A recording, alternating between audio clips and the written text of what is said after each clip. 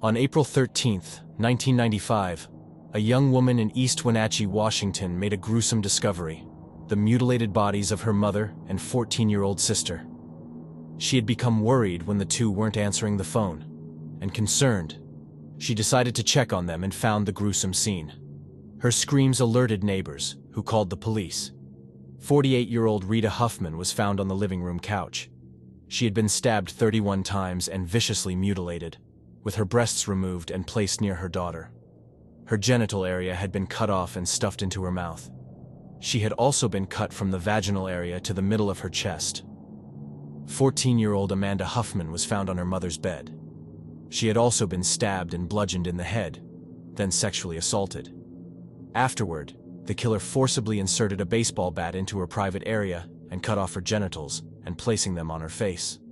As authorities began to investigate, they noticed there were no signs of forced entry. They assumed that the killer was either known to the victims or had watched the family long enough to know they usually left the back door unlocked. Authorities later learned that a man had been stopped near the crime scene on the night they suspected the murders had occurred, on suspicion of burglary. The man was identified as Jack Owen Spillman III. Spillman was driving a dark-colored Chevy pickup truck and had parked near a trash receptacle in a parking lot close to the crime scene.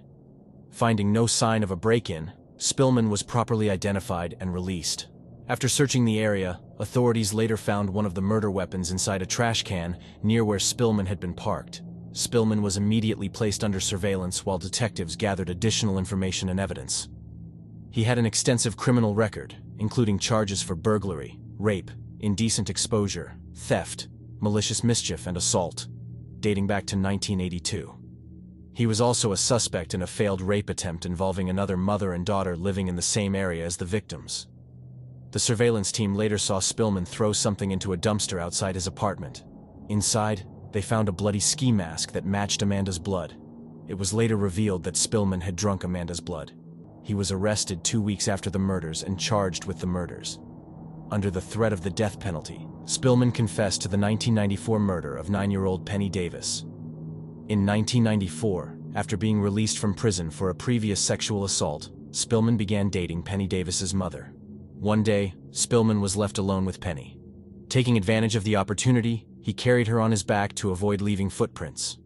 He took her to a secluded area and tied her to a tree. Penny was tortured and eventually killed. He was a suspect in her disappearance but was never charged.